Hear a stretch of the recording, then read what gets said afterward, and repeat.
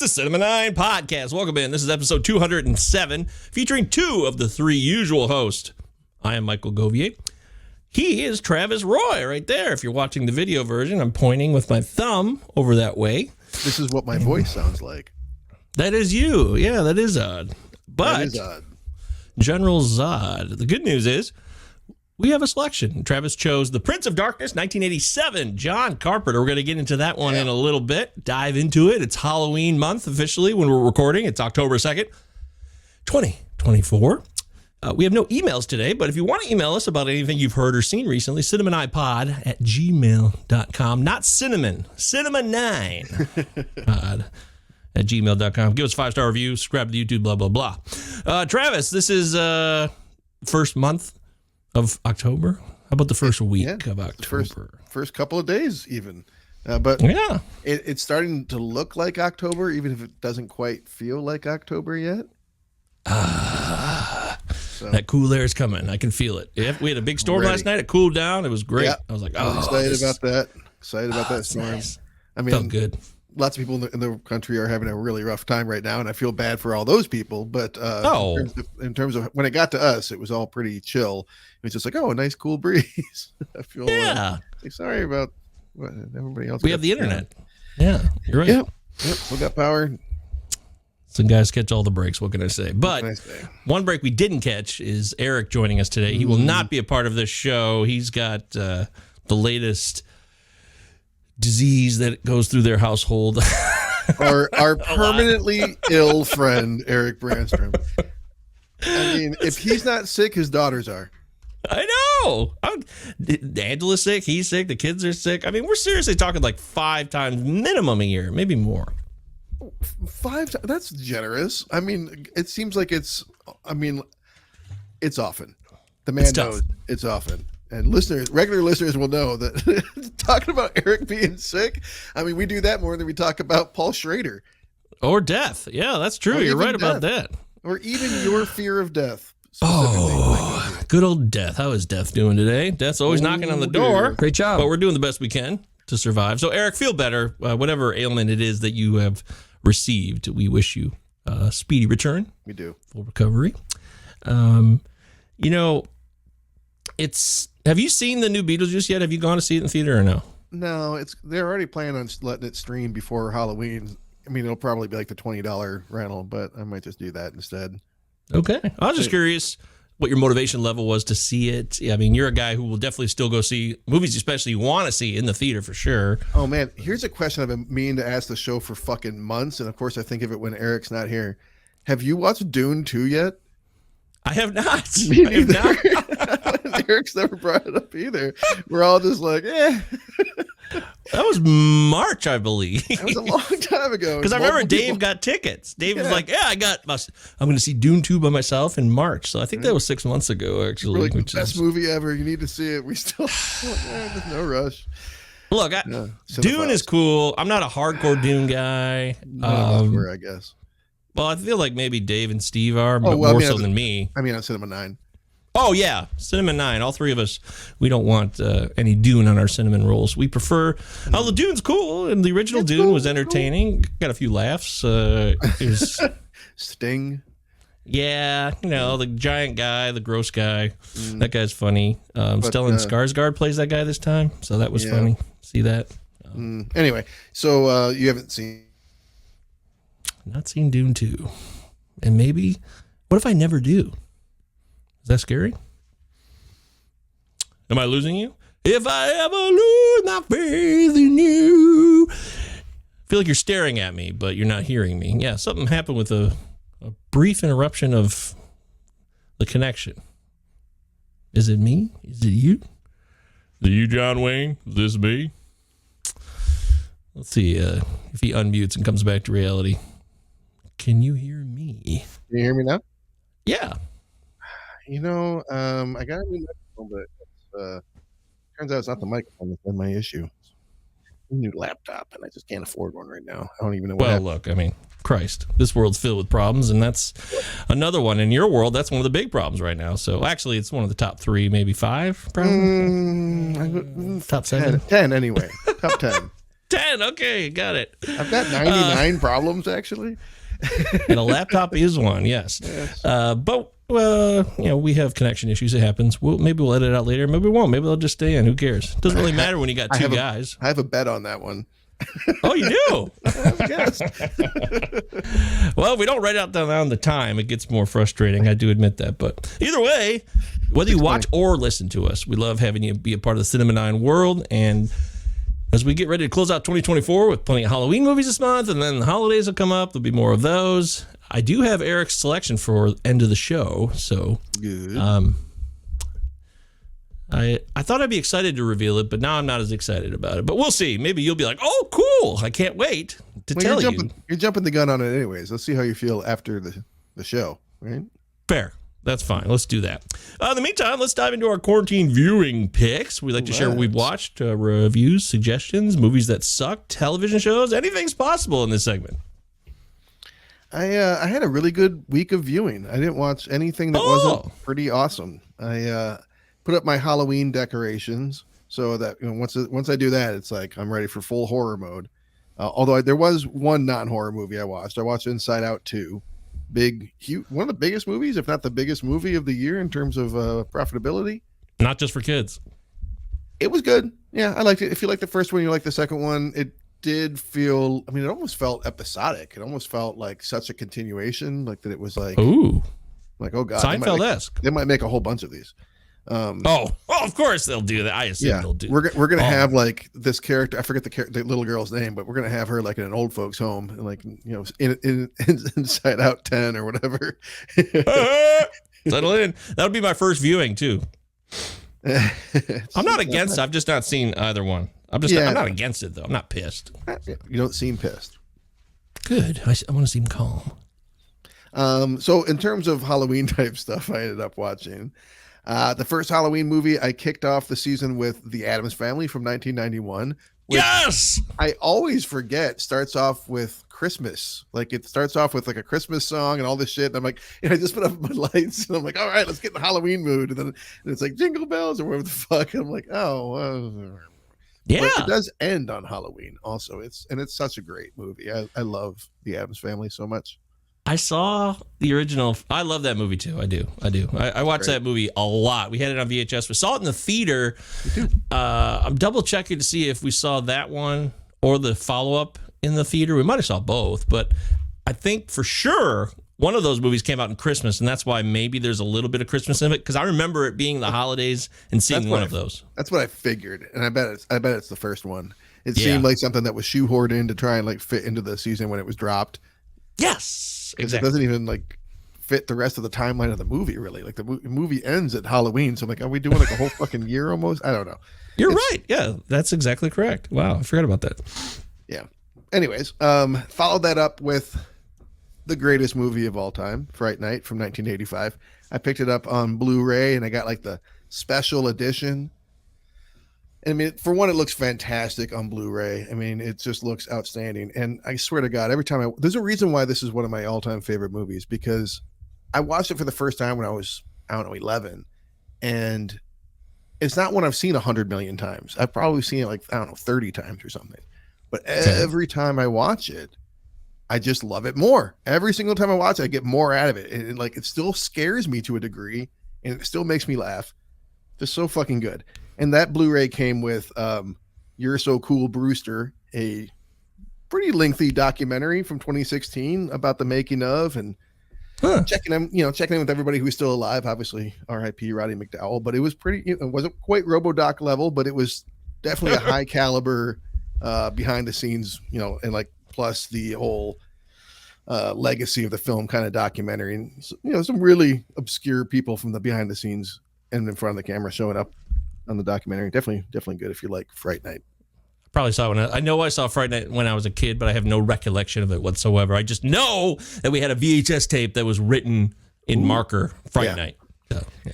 It really just resurrected the whole vampire genre. Some movie would have eventually anyways. It's not like it. See, I didn't even know there's vampires in it. I don't even remember the monsters. Yeah, I had no reference. So who knows? Maybe come to the show. Chris Sarandon, Humperdinck. Humperdinck, which you never think it watching that movie. I watched Princess Bride recently. And I'm like, look at that dope. But you watch him in Fright Night, and it's like that is the sexiest man to ever live. Child's Play. Which was just the next year or so. Like they reteamed because they got along so well with the Tom Holland's first directorial debut. That was the first time he directed anything with Fright Night. It's so good. It's just not Spider-Man's Tom Holland. Definitely not. Different Tom Holland. Good time for clarification. I hadn't not for you, of course. For others. No, for others. We do have listeners. Some. Hi. I revisited for the second time this year because I saw it in theaters. Long Legs. Oh. Man, I don't know if I've ever mentioned this on the show before, but Nick Cage is a really fucking good actor. You're gonna kneel down, all the way down. It is just so fucking. I mean, in a just world, in a righteous world, the man will be nominated for an Oscar this coming season, but it's probably not going to happen. Best Supporting. He should. He's so good in it. The movie's awesome. It's a strong statement. I know your position already, and then for you to say that, you're really selling it. You're selling it hard, no doubt. Well, so I love every single movie Nick Cage does, but like once every, I don't know, 10, 15, 20 movies, he does something that I love and think this is one of the best things he's ever done. And even more rare than that, he does something that I also love and think this is iconic. This is Mandy, this is adaptation. This is the stuff that, like, when you think of the actor, you think of these roles. And I do think that him as Long Legs is one of the ones that he's probably going to be remembered for. He's so fucking spooky in it. I mean, makeup goes a long way, but he's not Nick Cage in it. Like, I buy the character. He's so creepy. Luke saw it, and I can't remember what he said about it. I'd like to. I remember he wasn't blown away. Maybe like you're saying. Luke, if you remember, you listen to the show. Email the show. cinema9pod@gmail.com. Let us know what you thought of Long Legs. Yeah, it's not revolutionary or anything. In a lot of ways, it's it's set in the 90s on purpose. It's a throwback to like the serial killer thrillers of the 90s, very much so. But if you're a Nick Cage fan or if you're a horror fan, it's just a damn good movie. And then I'm gonna round out my my quarantine viewing picks with a movie that it's technically in the horror genre, and I understand why. I guess I don't know where else they would fucking put it. Maybe it's more of a drama or like an art piece. Okay. There's this movie called I Saw the TV Glow that came out this year, and it's got very mixed reviews. I think it's got like a 5.6 or a 5.8 on IMDb or something. And I checked out and I'm like, oh, that's interesting because I thought it was pretty great. And you click on it and you can see what people have ranked it at. Like a lot of times you look at like the 1 through 10 stars, and those 7, 8, 10 is all, those are all up. And then there's a bunch of shit that's down. And you can kind of see like this graph. And with this movie, there's just every fucking number has been chosen. It's so funny. Like people's reviews of this are all over the place. If you're, I see that you're looking based on like your face, like you're looking at it. Don't say anything about what it's about. Try not to say anything it's about, because I feel like going in blind is the way to go on this one. But I will say it's A24. It's arty as fuck. It's going to take some patience. It's not really a horror movie, but it has just really stuck with me. Like I watched it like 3 or 4 days ago, and I've thought about it like every day since. And I think it was really fucking good, but I also can understand why a lot of people hated it for artistic reasons. Directed by Jane Schoenbrun, who I'm not familiar with. The only thing they've done before that was We're All Going to the World's Fair. Which I hadn't seen. Okay. Well, powerful words there on the TV Glow movie. Interesting. I will say one last thing about it. I was it's interesting as a viewing experience, because I was kind of checked. Like I wasn't checked out, but I was like kind of neutral on it. It's an hour and a half movie, like a solid hour and a half, and like an hour in or so, this character gives a monologue, and between like the performance and what the monologue means in the movie, I was suddenly like, I'm all in. I was just like, oh shit! Like suddenly I just got like sucked in. I'm like, it's all like, I'm glad that I had the patience for that first hour or 40 minutes or whatever it was. Monologue got you. Monologue got me. Yeah. Sometimes a monologue will get you. There's no doubt about that. It'll get you. So that's what I watched. Gotcha. Your turn. Yeah, man. That RoboDoc, I gotta find it in Canada. I'm having technical difficulties on that because I really want to watch that. I'm sorry. It sucks. You're gonna love it when you get the I know. I mean, I'd buy it for $1 for sure. But as far as other viewings, yeah, I definitely watched the movies. I took a look around and I wrote down a few things. And those things, one of them, which I'm really bummed Eric is not here because I plowed through the new Netflix doc on Vince McMahon called Mr. McMahon from WWE, WWF Wrestling World, a guy who made this whole thing happen 40, 50 years. He's like 80 now. He's had a very interesting life, whether you like wrestling or not, and where he is now and where it all started and everything that's happened in that world, which, when I was a kid, I was down with wrestling, but it was something I really was done with by the time I was a teenager. I'm like, okay, yeah, I'm grown up, or at least I think I'm grown up. I'm not doing wrestling anymore, but I remember being at Central Michigan University in 1998 as a freshman, where I would fail fantastically, no doubt. But every Monday night, all these people who were my age, even older, 20-year-olds, 19-year-olds, they were all watching this wrestling on Monday night wrestling. It was really...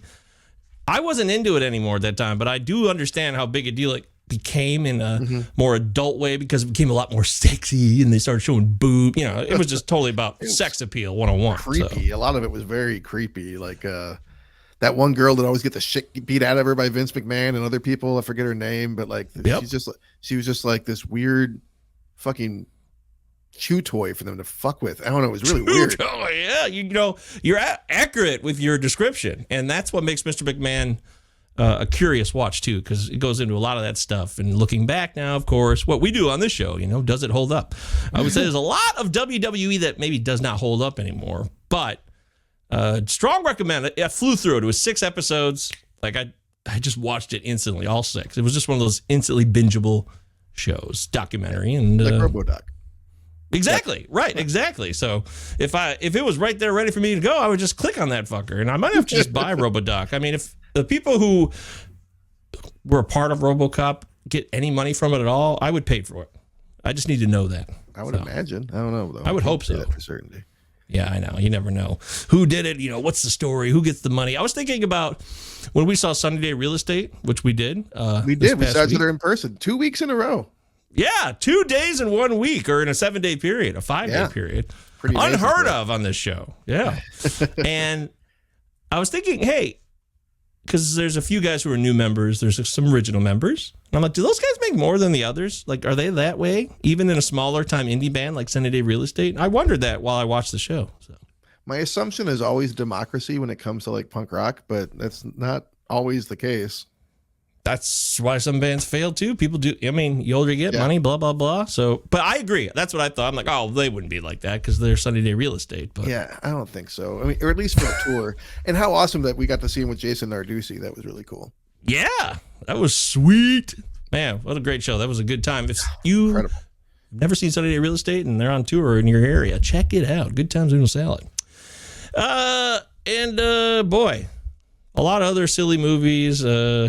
Movies that I would mention. I started watching Game of Thrones season 6. I didn't want to start at the beginning. I just jumped into season 6 to see how bad the last 3 seasons were, and so I'm working on that. And I did watch Mr. Baseball. You did. I did. Right. It was on my agenda. I'm like, dude, I love baseball. I remember this movie when I was a kid, and when I was a kid, I thought this movie sucked.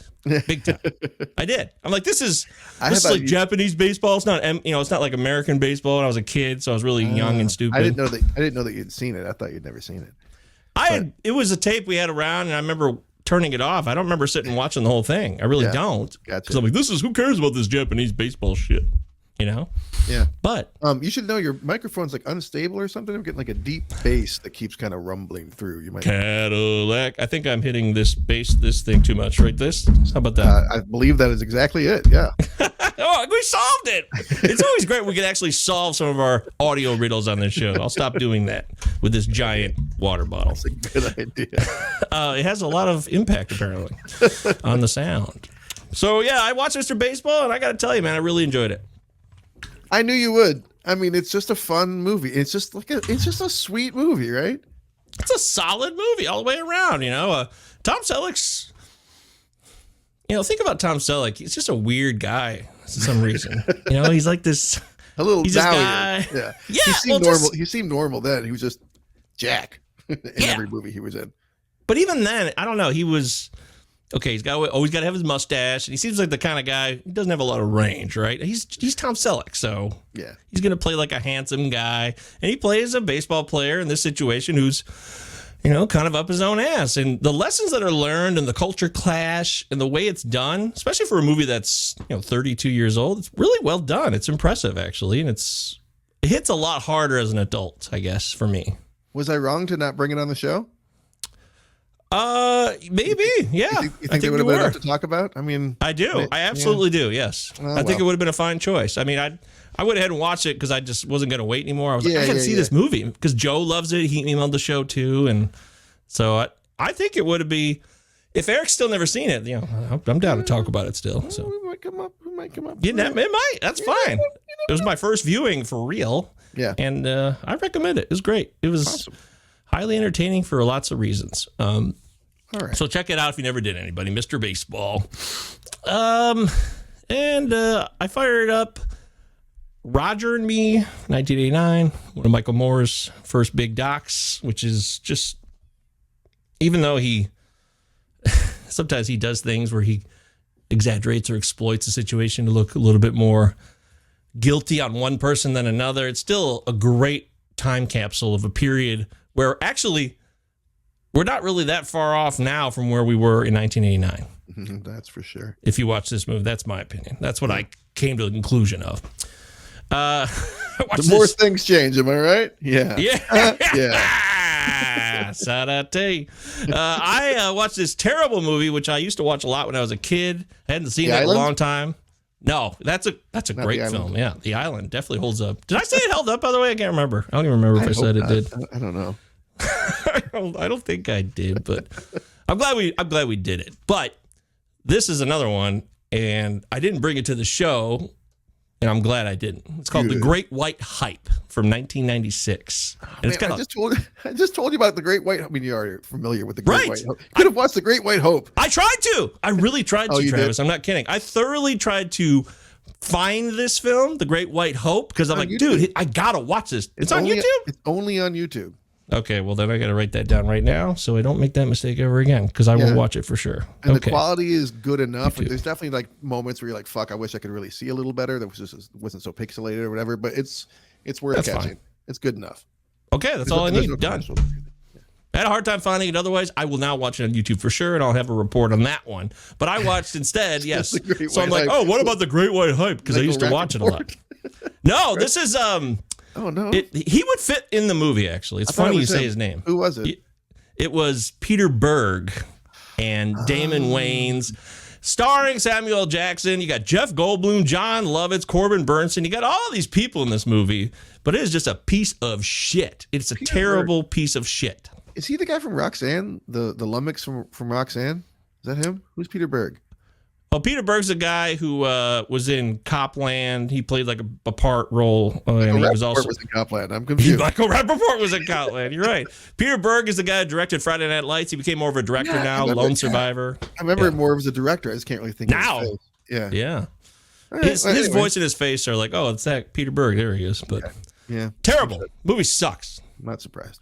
It's a boxing movie and it's terrible. So that's all you need to know about that. And another one from the same year, another sports movie that I will not make you guys watch because it is so bad. Celtic Pride. Oh, you ever heard of this movie? Yeah. Hang on. The guy that screams, Daniel Stern. Yes. Right? Very good. Nice. Yep. Daniel Stern and Dan Aykroyd with Damon Wayans again. Damon Wayans. I see why Damon Wayans was given a lot of airtime on movie screens in the 90s, and he kind of made some poor choices because both these movies suck. Yeah, he held on to that comedy thing too long. His brother Marlon was smart enough, like, I got to dip my toes into some drama and show people what else I can do. But he was like, "Yep, no one will ever get tired of these kinds of comedies." You're right. And he He just picked bad scripts or that scripts that were allowed to be screwed up and just so lame. Like, they're so bad. Celtic Pride is about two guys who kidnap a basketball player, and it even has the actual NBA involved in it. Like, there's real NBA teams involved in it, which requires their participation. I saw it back in the day, now that you mention it. Yeah, I think they're embarrassed. They'd be embarrassed now, be like, oh my God, what were we thinking? This is awful. So it's a terrible movie. But if you never saw it, I guess check it out. I don't know. So. It's a warm endorsement. And then lastly, I wanted to suggest 1941. I never saw 1941. Really? Never did. And I finally watched it, and I thought it was pretty entertaining. It's definitely... I see why Spielberg got shit on for it, because he went in a different direction after Jaws and Close Encounters, right? And you got a big cast here. You got a lot of people in this movie, right? It's all over the place. It's about 1941 after Pearl Harbor in California, and I thought it was pretty decent. It gets a lot of bad rap, so I thought I'd say, if you never saw 1941, give it a look, give it a shot. I'm due to revisit. Yeah, I only saw it the one time when I was a kid and thought it was pretty trash, but maybe my opinion. Maybe I'm wrong. I could be terribly wrong here. But hey, I just want to bring it up. Give it a shot. Take a look.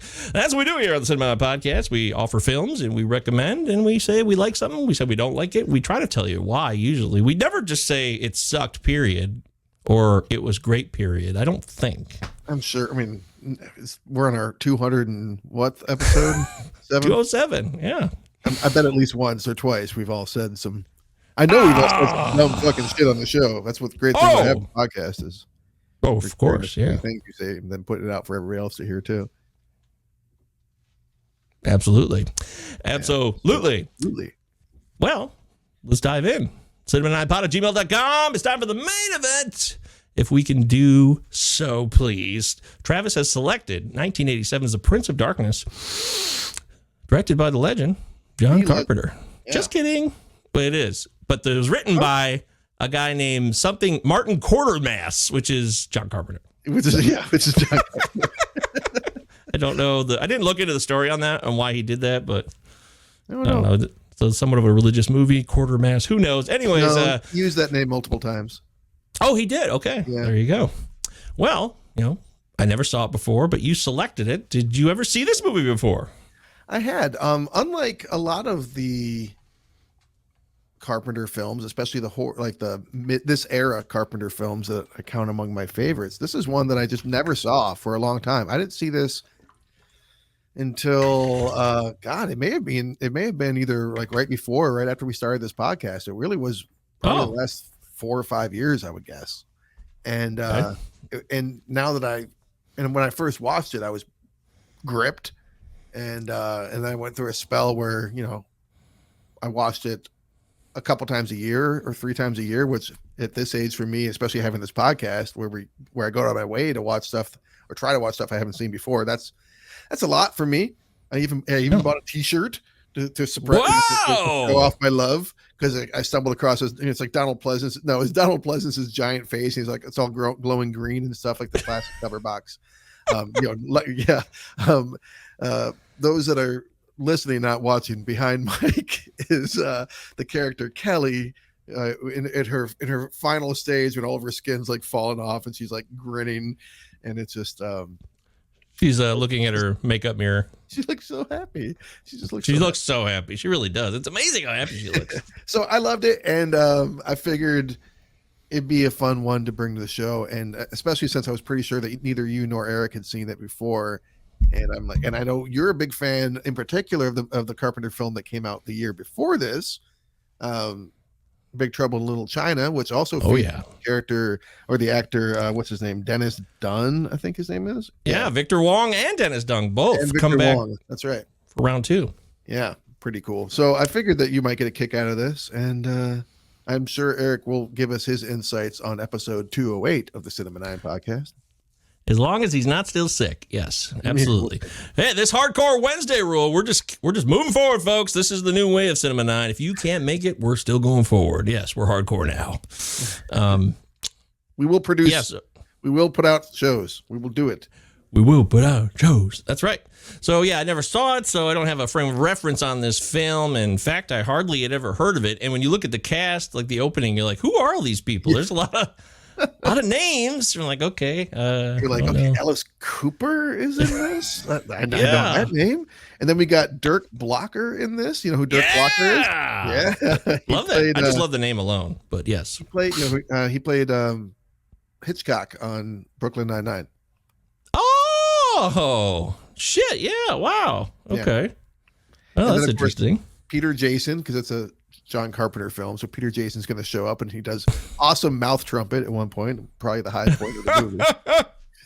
Mouth trumpet, that's right, in your face. Yeah, Victor Wong, like you said, and then that's pretty much it as far as names you might recognize. A whole bunch of strangers. I mean, a lot. This is like an ensemble cast. This is a big cast, and mostly people you've never seen before or since. Well, except for, of course, the cop from Boys in the Hood, the tall black man. I mean, that guy, I always see his face and I'm like, oh my God, it's him again. Because his face is so recognizable. He's so large. He's a big man. I should learn his name. I love him in this movie. Oh my God. I do too. Oh, I completely agree. I should know his name. You're right. Oh, scary. Let's look it up. I'm going to look it up. Yeah. Well, I didn't want to. You go ahead and look up the. Oh wait, we need to figure out the IMDb score, right? We need to guess. We do, yes. Let's do that first, and then I can safely look up his name, or you can, since you'll be in correct anyway. I feel like a lot of people are gonna lose patience with the first 40 minutes of this movie. Yeah, slow burn, and it's a horror movie, and horror movies never get what they're owed. I'm gonna say 6.8.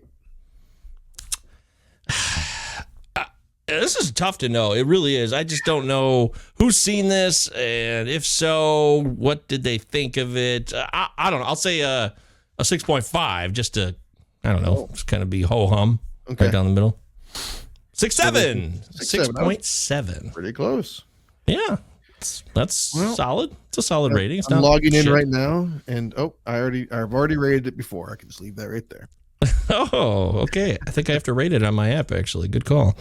Over on the Rotten Tomatoes side of things, Prince of Darkness, which I assume there's a lot of movies called The Prince of Darkness, or possibly like Prince of Darkness, or I don't know. It's less than you'd think, though. From what you're actually right. Gathered. It was the first thing that came up on Rotten Tomatoes, which is sometimes surprising when it comes to title search. 63 from the critics. 63, which is a fresh tomato.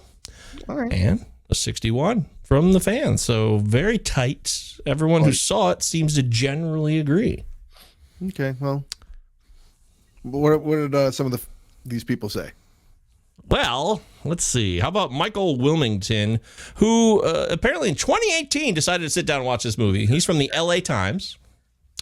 And he said, John Carpenter seems to be hovering between cold-eyed mechanical fear-making and horror camp. I don't find a lot of camp in this movie, but I wouldn't argue that there's none. I feel like the staring is campy. It gets campy, or maybe I just start laughing a lot. You know, just these people constantly staring from the outside, and then they're staring at the people who are working on the inside. I laughed a few times. I did. There is, I mean, that's not intended levity, but there is some genuinely humorous moments in this movie that are intentional. There are some moments that are intended to be humorous that are definitely not. But it actually, for being such a like dark subject matter and with just such a brooding dun feel throughout the whole thing, you know? Yeah. It's funny that there are quite a few moments where you're kind of like. Yep, you're right. There is that. And it's both ways, unintentional and intentional. You're right. It doesn't always land the way you think it will. Yeah. Roger Ebert, he definitely saw this movie. Long time ago in the 80s. Back in the day, right on the scene, Roger Ebert said, Prince of Darkness contains the ingredients for a much better movie. Okay. I see that. I do. I see what he's saying. This is the second in the what Carpenter calls his Apocalypse trilogy. And it's funny because John Carpenter, like, the 80s was the high point, I think, for his direction. But in some ways, I wouldn't have minded seeing this story done in the, like, after, say, In the Mouth of Madness, which we also did on the show. We did. Early days. Yeah. the same story, just with a little bit more updated, but it is what it is. And it's a very 80s movie. Is it? I mean, obviously it's in the 80s. Well, I guess the technology and shit. Yeah. Yeah. And I mean, the male lead has a very full mustache. He describes himself as a sexist at one point and proud. He says he's joking, but like, I don't think he's joking that much.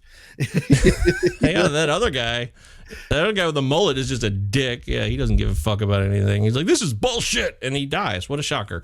I wonder if he wanted. Not everybody dies, though. Not everybody dies. You're right. Isn't that wild? That's kind of shocking. Yeah, I was hoping.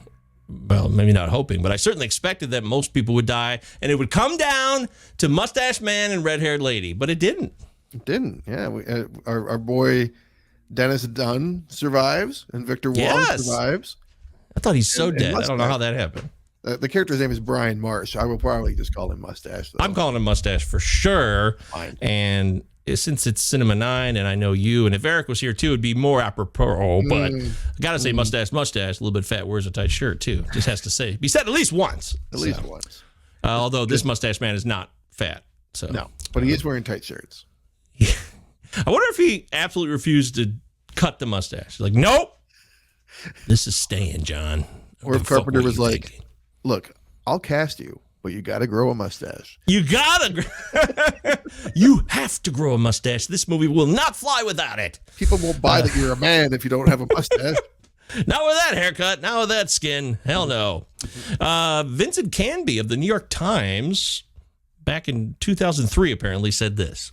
None of the performances are super, though Alice Cooper, the one-time rock star, for all times he's a rock star. Anyways, makes an arresting cameo appearance as a mean-spirited zombie who stands outside the church, intimidating anyone who looks through the window. I'm glad he used the word zombie. This is definitely like a zombie movie to me, in a way. It really is. Well, all right, so Donald Pleasance as the priest says at one point early on in the movie that the devil like gets into like the little details and the little things, right? And as we watch the movie, the devil is manifesting himself in ants, in beetles, in these little nooks and crannies. And it's not the homeless, I think, because the first few times I saw this, I'm like, damn, like another fucking horror movie that hates on the homeless. But I don't think the people are all supposed to be homeless necessarily. This is the Reagan. Neither did I. Right? Yeah, they're schizophrenics, right? Okay. Right. So as mentally ill people, there's like, and again, this is a common trope in horror cinema, but they're like more susceptible or whatever to like the devil's impact or whatever, maybe because they're transients as well or something. I don't know. But sure. It's in the worms all over the window and all that kind of stuff. So I think it kind of works. I don't know how much it works when Alice Cooper kills a man with a bicycle. Kind of hard to take that. It's just so bizarre that you're like, what? This is what you're going to do for your first murder in the movie? Okay. All right. And he sits there. Like they really have a shot on it when he's dead. Like John Carpenter really wanted to get he's dead on the bike seat. Look at how cool that looks. When that moment came up, I'm like, oh, Mike's gonna hate this. He's gonna wonder why the guy isn't falling over one way or the other. It didn't bother me that much, but I certainly was like, well, John clearly wanted to get this shot for sure. That I can tell you. That's obvious. It's a really weird moment in a pretty weird movie. True. By the way, the guy's name, Calder, is Jesse Lawrence Ferguson. That's 3 names for Jesse Lawrence Ferguson. What else do we know from? That's real minimal. He's done a bunch of stupid little things. He died in 2019. He was in Darkman. He played Eddie Black in Darkman. Oh, that's what we know him from. Eddie Black. Yeah, that's what we know him from. He was also in The Adventures of Buckaroo Banzai in 1984 as Black Lectroid Commander. So those are his... God, he's so awesome in this movie, dude. He scares the crap out of me in this movie. His laugh, so him laughing once he's like turned and he's this like terrified laugh that he's looking at something which we don't know what he's looking at because we never see a visual in front of him. But yes, it is It was like unnerving at times. I was impressed by it. I did laugh once or twice, but I also was still impressed too. Because I laugh at anything. I'll laugh at all kinds of stuff. But he still did a great job. He's like almost sobbing underneath of it, and he's so wet. Like he's just so wet. You're right. That's a good call. Yeah. It's really spot on. So I give him full credit for that. And you said this is a weird movie.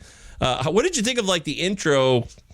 A lot of credits coming back. Here's a few credits. We're going back and forth intro. It's a long intro. It's a different, I don't know. It's kind of a different opening for a movie in my view. This movie's got such a strange setup and then a strange execution in a lot of ways, because this is a bottle movie in a lot of ways. It's almost all of it takes place within the church, you know, but there's this opening where we see the university, and I guess, other like multiple places within the university, like outside of one school, like in the classroom, in Professor Barak's office, for instance. So we see all that dead stuff. Priest, with that book in the beginning on the bed. Yeah, or whatever was on the key. That hospital that he was in. So like we see all this other stuff at first, and it seems like they try to get as much as possible in there before the fucking credits are even done. You know, you're right. Yeah, they do. And then we have like I don't know, 10 minutes, if that, of like Mustache and the redhead kind of going back and forth, and I need some help with coffee or whatever the fuck, you know. Like, we gotta fuck. All right. A lot of allusions. Alluding to Victor Wong alludes in this priest. They are alluding to, like, you have no idea what's happening early on. They're not telling you straight out, and they're keeping it a mystery. And as a repeat viewer, it makes more sense. The stuff that they're talking about in the opening, like it makes a lot more sense every time I watch it. But you get thrown a lot of shit really fast about quantum physics and history and like carbon dating, I guess, like all kinds of shit. You get thrown a whole bunch of stuff, and it's delivered in some, these actors are playing academics, so they use academic language and they don't dumb it down for each other, because they wouldn't. So you're like, it's a pretty intelligent script, I think, in a lot of ways. I don't know how accurate a lot of that shit is, but I mean, I buy it as a film goer. So what you have here is, okay, it's about the Prince of Darkness, Satan, whatever you want, the devil, right?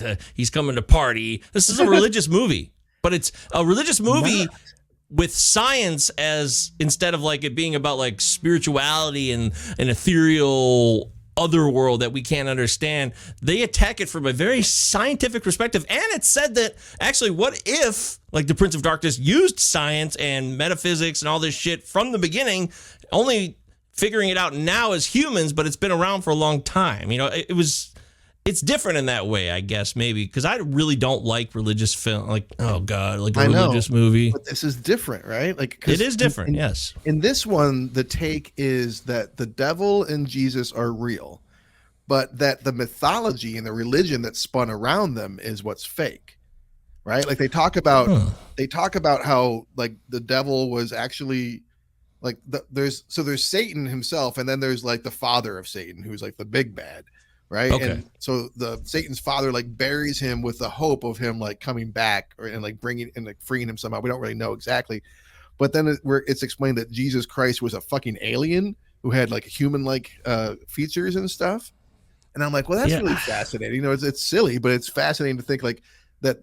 What if this shit actually, like if these fucking superheroes or whatever from these aliens come from another planet and duke it out on our planet? Like, what will we make of that shit 2,000 years later? And that there be within the church the entire time this extra secret fraternal order that knew all that shit and kept it secret even from the church itself. Like, that actually makes a weird amount of sense. I love it. That does. As a first-time viewer, though, it's really hard to follow, man.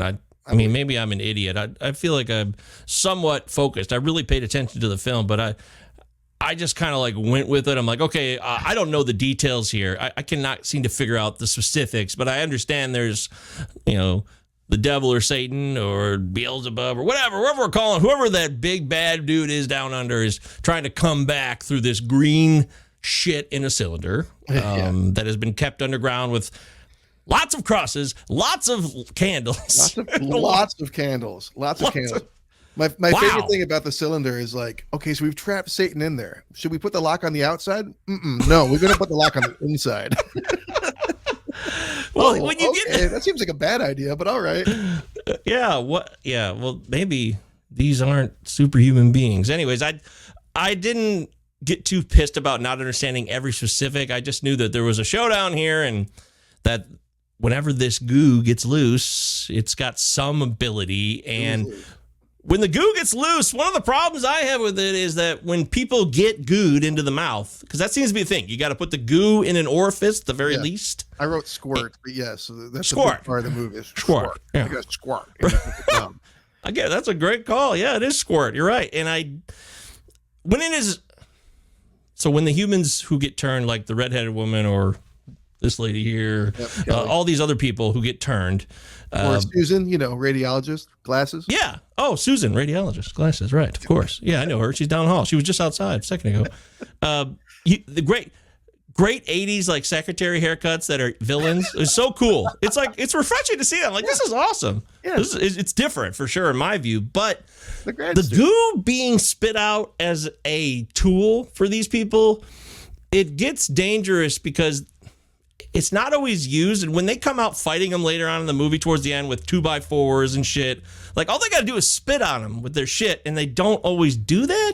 Yeah. And I think one time Mustache ducks out of the way of it. Like, wow, that's amazing. But it's not a huge bummer, but a mild detail I did focus on a lot later in the film.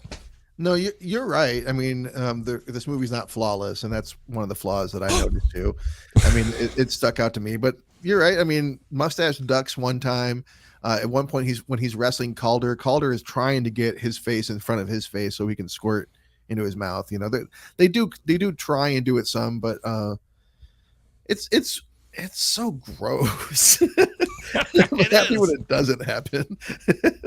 It's nasty. It reminds me of that Mortal Kombat character. I think Reptile could like spit that out. It was one of the moves you could do. Yeah, that's what I thought of.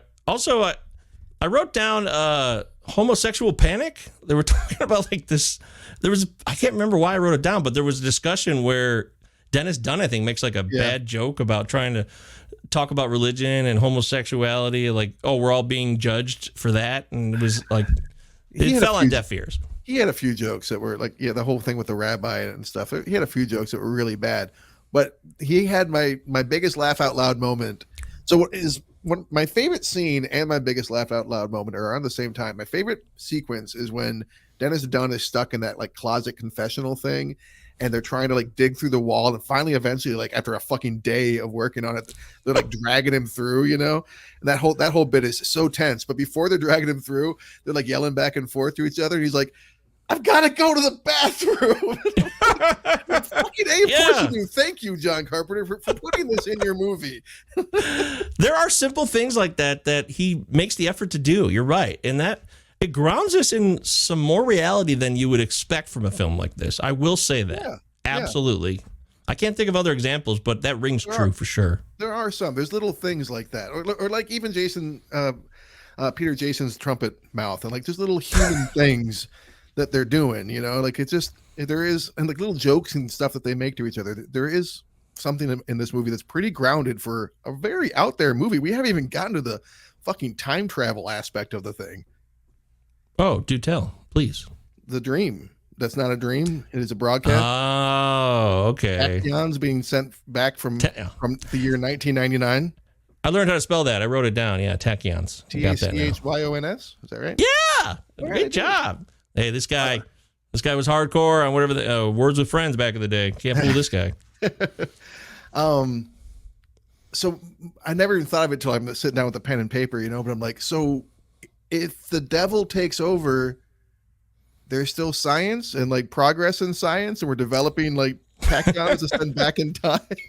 Wow. Okay. All right. I feel like if the devil won, then it's kind of all over there, but all right. It's a fun way that they do that. Like the whole, this is not a dream. We've hijacked your electrical system as a receiver or whatever, all that kind of shit. That'd be so freaky. And they're all like, yeah, we have had that dream. It's almost too much because there's just so much going on in the movie.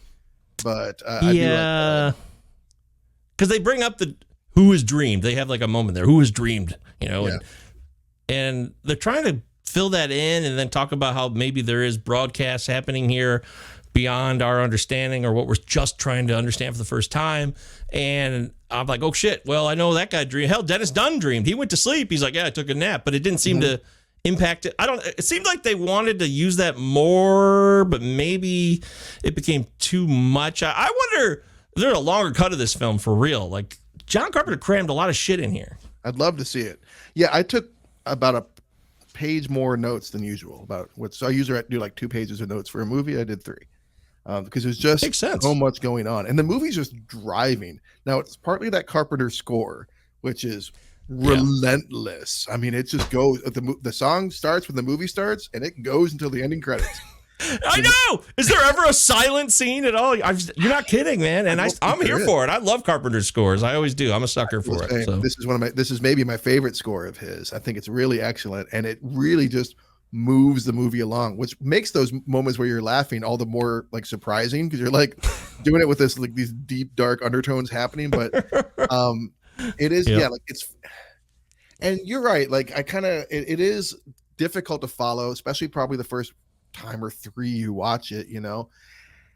And that's what I was saying at the beginning of the movie or the beginning of the show when I was trying to figure out what people's IMDb score. I imagine a lot of people like, I can't follow this. The movie's like moving ahead relentlessly, but I can't figure out to where. It seems like it's going nowhere. And for a long time, it really kind of doesn't seem to go anywhere. There's the green ooze, and you're like, and then there's a bunch of academics kind of milling about and like puzzling and like talking about things you're not really sure what they're. And there's like something religious happening. You know, there's like ominous shit.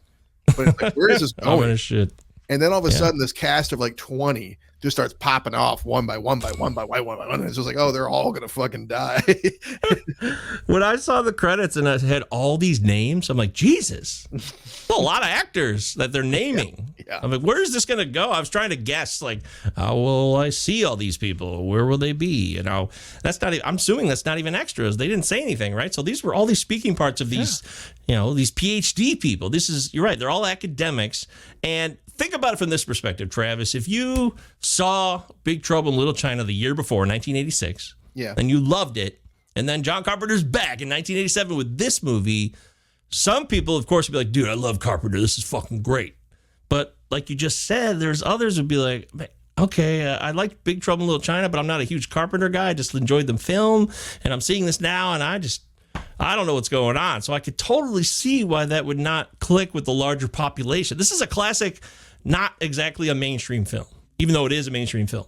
No, you're right. I mean, this is a guy who, you know, The Thing has yet to be received belatedly as the classic that it is. So he put forth everything he could with, here's all my weirdness and here's all my conventionality.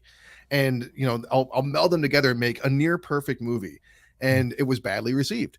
So he's like, okay, I'll kind of like, I'll do Starman. I'll do kind of stuff that seems like that maybe the people might like. I'll do a fun movie. And then he starts to get a little more cachet again after Big Trouble in Little China, because that was a hit. And and Christine was too, I believe. So like he's probably starting to be like, all right, I can kind of just do what I want at this point. And I think my career is steady. You know, at this point, I'm less precarious in my positions. I think I can make the movie I want to make. And he goes for it. And he makes a movie here that I can think of other movies that came after that remind me of it, like The Void, for instance. I've seen other movies where like you know, there's people trapped in a place and there's some supernatural element like The Last Shift is another one. There's movies I think that came after this, but I can't think of any before that are quite like this, and especially with these like just really creative deaths. And I don't know, it's a pretty fanciful and imaginative movie. You got people typing on 80s computers and they're working out equations, and then they're translating, you know, when they first see this giant book, it's got all these different languages in it, right? So we got to have people who can translate this, and carbon dating, as you said, and trying 7 to just million years. Yeah, it's just that's a ton for certain moviegoers to be like, okay, I don't care, just entertain me, give me violence, give me action, right? And this is the 80s too, so you know, we're a year from Die Hard, but we've already seen Terminator and Arnold and Stallone going head to head with lots of action. So this movie has a lot of tense moments, of course. Like you said, that score is constantly rolling through, and this the people who believe and the people who don't, it's also a very relatable thing. So I would also think that would connect with a general audience, because that's like one of the defining characteristics of at least American culture. Like, you know, Christians, non-Christians, believers of certain religions and non-religions, atheists versus agnostics versus just regular believers, you know? And I would find that to be quite relatable, but maybe it didn't because of the way it was presented. Yeah, it's not for everyone. It's just not, and that's okay. It's a cerebral horror movie, and it's a grisly horror movie, and not everyone's gonna find something in it for them. But I do think that it's an intelligent and weird and funny horror movie, in my opinion. Caca. This is Caca. I knew you'd love that. Definitely wrote that one down for sure. Yeah, he mutters it again to himself. He's like, this is caca. Like, he's not even saying it to be funny, just like to himself. This is fucking caca. This is a word I use regularly because I'm a grown man. And you said Dunn has some bad jokes. He's also not buying it. He's one of the last believers. Mm-hmm. Also, the guy with the mullet who goes out and dies, which is there's a couple telegraphs here of who's going to die right away. The caca guy, right? Frank. Yeah, mullet man, and of course the guy on the bike. You knew when he was leaving, he was dead. He's like, I'm just checking in. I'll be leaving later. I'm like, oh, you're gonna die first, probably. I like that I called that because I'm not a horror expert, but that aspect of belief versus non-belief, when you're trying to make it from a scientific perspective too, it still works for me, I suppose. I'd like to see maybe some more debate about it, but you got such a tense, time-oriented situation where the clock is ticking. You don't have a lot of time to really argue about stuff. That's the thing. I mean, like, they're there for everything goes to shit the first night, before dawn, like within hours. So they go from like everything is hunky dory to like, and still being mystified. Like, what are we here for? And then, like, pretty quickly, they're like, okay, there's these messages coming that we're getting translated. We're seeing evidence of psychokinetic or psychic, what they call it, telekinetic energy, anyways, coming from which suggests that the liquid itself has sentience. Like, there's like very quick, and so like there's certain people that are finding that information, and they're like, okay, and it makes sense, like you said, for like Dennis Dunn and his character Walter and other characters to be like, no, this is not happening, but. Very, very soon it goes from, hey, things are getting weird. Let's have a meeting to like, we can't even fucking have this meeting because we can't find anyone because they're dead. Yeah. And the threat is so immediate and real and becoming too strong with all those people. When the people are staring. So 2 things here. First off, a mustache goes to just jump out the window for a second. Be like, I'm just get ready to pull me back up. Like, what's the test? Are they going to attack him or not? I don't know. I felt like I think that's it. I think that like Carpenter wanted to cover his bases. Like, someone's going to watch this movie and say, why don't they just jump out the window? Even though he set up the scene where the guy gets killed for leaving, but maybe it wasn't clear enough. And I think that's literally what he was doing. You're right. That makes all the sense of the world now. So I'll just move on from that. But what about Alice Cooper being this guy that's a known name? Obviously, in the 80s, he's not as big as he was in the 70s, but. Did it? Because you got these people out there just staring. They're just staring. They're waiting for something. You know it's ominous and intense. But then you got to have, and then you got a face. You got Cooper's face, so it's not just extras. I don't know if that was needed or not. It could have just been a bunch of extras who are out there staring and waiting and wanting to attack. I felt like it was an unnecessary, like, hey, buddy, you want to be in my movie type thing. 100%. It detracts from the film. Not his performance. It doesn't detract, but his fame and the incongruity with the character. Like, and it's not like he's a known actor. It'd be like fucking watching the movie and like, why is Bruce Springsteen playing one of these fucking, you know what I mean? Like, it just doesn't make sense. It's just too weird. It's Ed Sheeran in Game of Thrones. Ah, great call. Nice. That's what Couldn't have said it better myself. You just can't do that. I'm sorry. I still love the movie, but like, that was a bad call. It was a bad call. I'm glad we agree on that at least. Eric, I wonder what you think. There is that other lady that like stops a priest and like kisses his hand. She's like rubbing all over his hand when she got the maggots and stuff. And he walks inside, just kind of looks at his hand like, ugh, maybe I'll wash that later. I'm like, what the fuck are you doing? Go to the bathroom now. Those bugs are so nasty. They really got me with those bugs, man. It made me uncomfortable. I was like, yeah, how many bugs died to make this movie? I wonder. It was the 80s. Who knows, dude? A lot. I did think about that, but did it seem so obvious? I mean, you've seen this movie many times, so I'm certain that you'll verify this. That they're setting up a sequel? No, I don't think they were setting up a sequel. Is that what you? It looks like it. It looks like it. Obviously, it didn't happen, but man, it certainly looked like as a first-time viewer, I'm like, are you kidding me? Are you trying to set up Mustache here to like go on this adventure in part 2 to try to find Redhead in the great beyond? That's how it ends. I guess if it had taken off, I mean, we are talking about a guy who started a huge franchise. And this wasn't too long after that, so maybe there was some intentionality there. It honestly never occurred to me. But maybe just because I'm watching it in the 2020s. So like, so I knew that there was no sequel, but right, yeah. So to me, it always just seemed like an ambiguous ending, somewhat. Although I don't think I ever really fully appreciated until this viewing. To be honest, it's like my 4th or 5th viewing.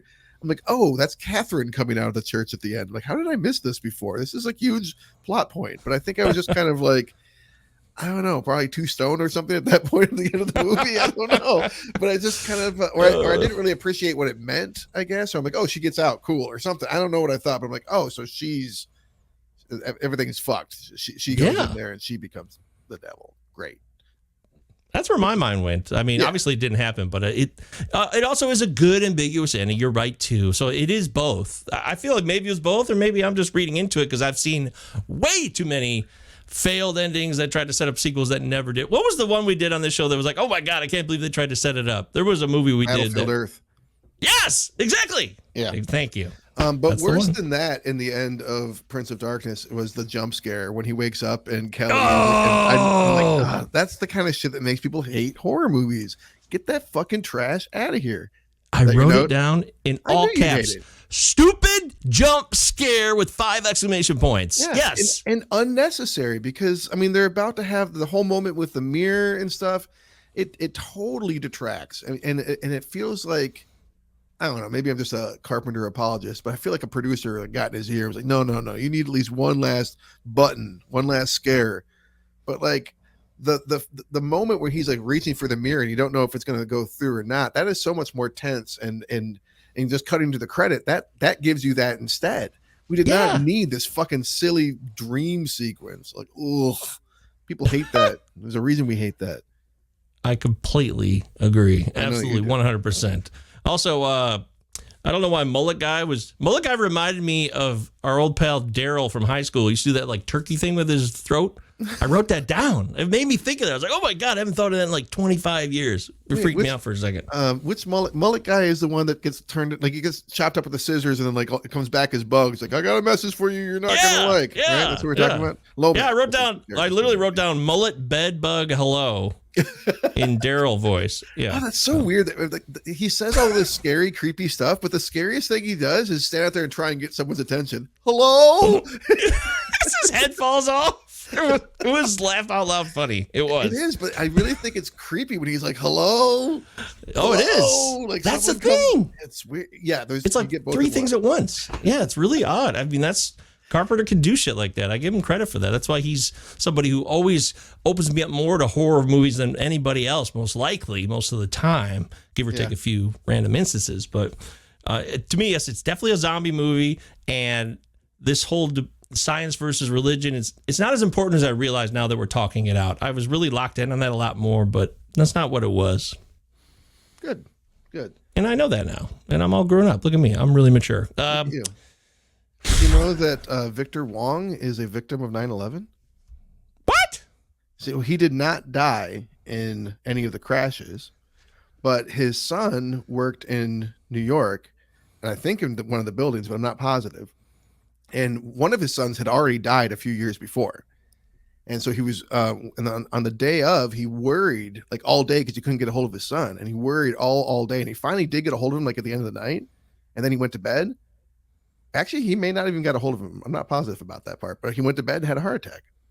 Jesus. Oh my God. I mean, obviously, like, his heart may have given out at some point anyway, but it certainly seems like the stress of the event is what killed him.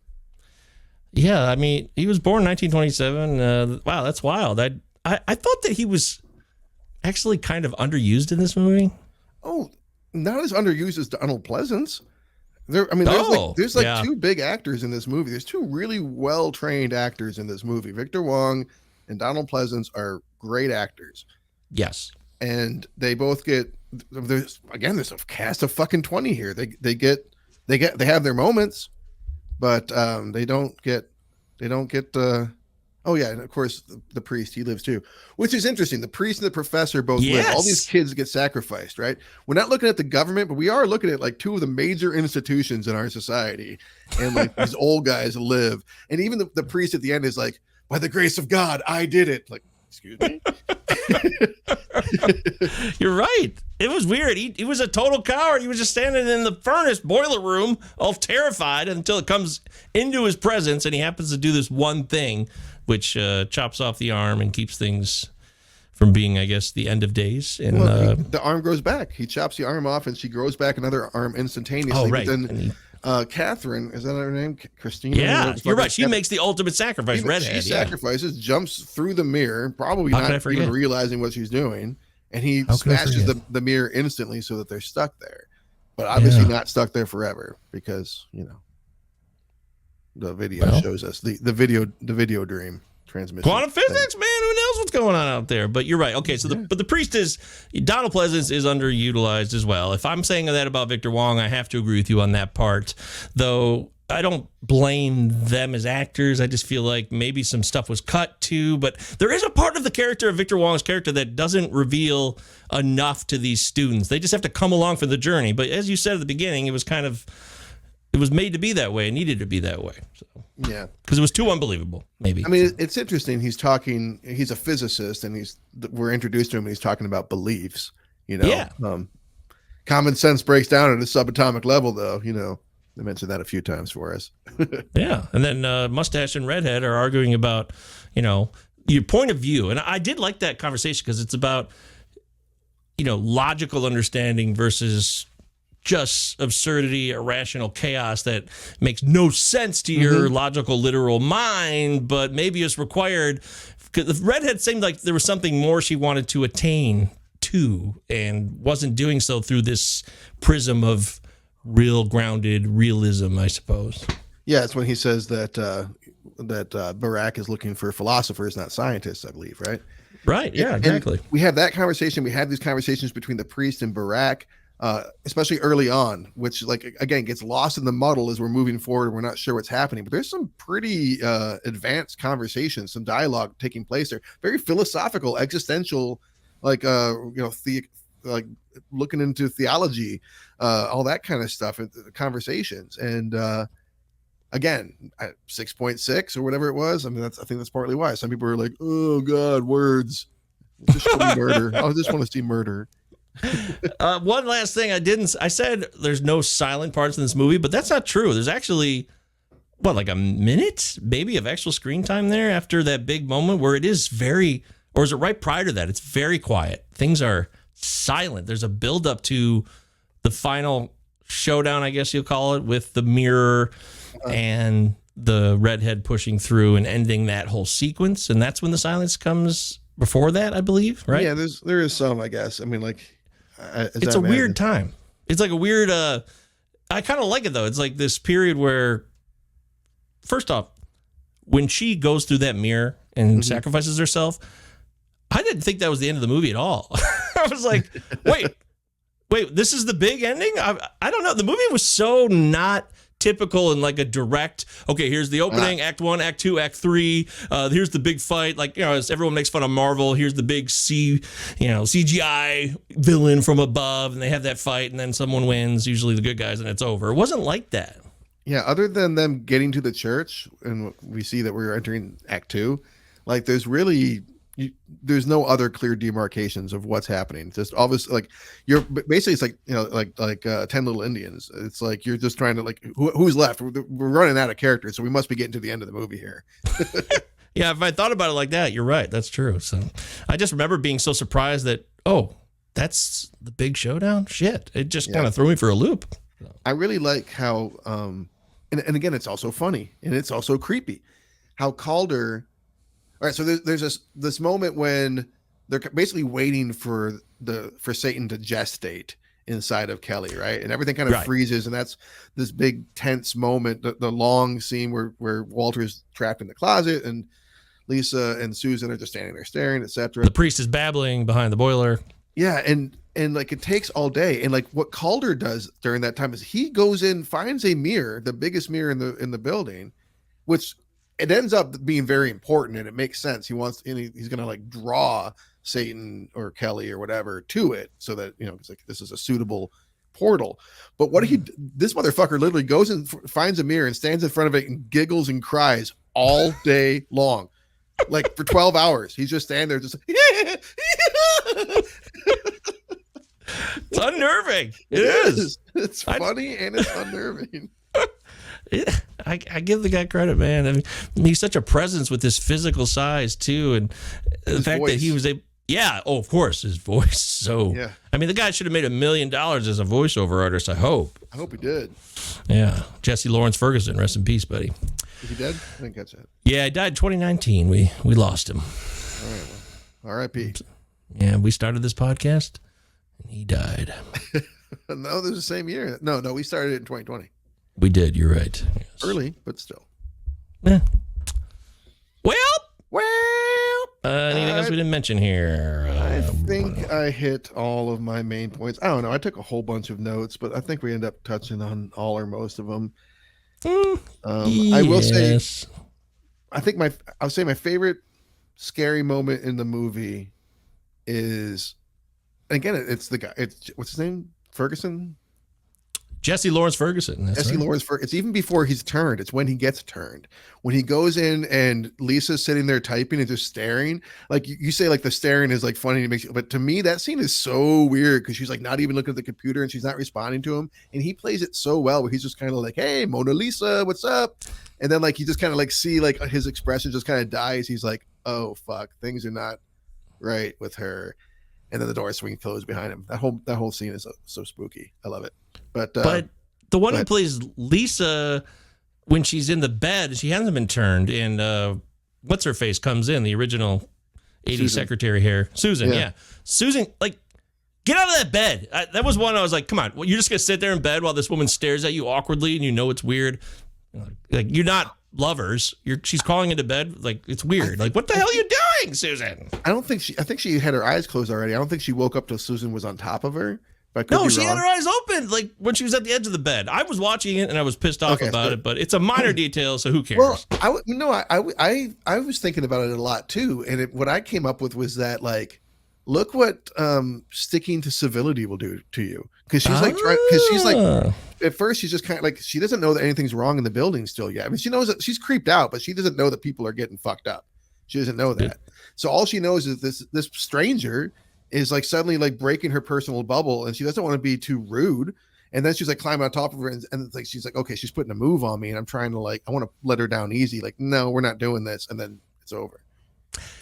Well done, sir. I want to give you full credit on that. That reminds me. No, that's a great point, and it's actually something that's been used in movies sometimes, and it's actually underutilized, I think, a little bit. Yes, we rely on manners and civility. It reminds me when you say that of the girl with the dragon tattoo, the American version, because that's part of that plot too. That's a big point of it. That's a great call, and I will bow down to you and respect that point. Well done. That's all I ask, is that you bow down to me. I know you're not even like Satan or the Prince of Darkness. Yeah, all the way down.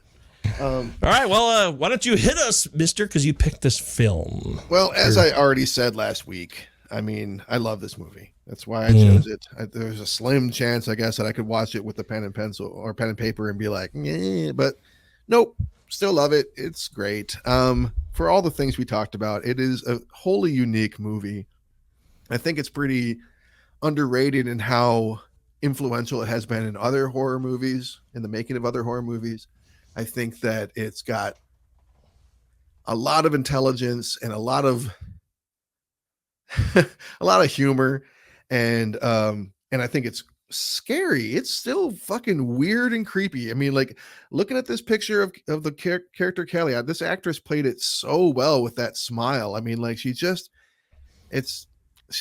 fucking sweatshirt and like that haircut. Like there's so much about this movie that just I think they really got right, and a lot of people don't know about it. It just seems like for whatever reason, as much as people love John Carpenter these days, and rightly so, that this is not a movie that really gets the same amount of acclaim or attention as the one that came before it or right after it, or many others. So I was glad to uncover it for myself in my life belatedly, and I thought it'd be a good one for the show, and maybe kind of force some other people to watch it too. So definitely holds up for me.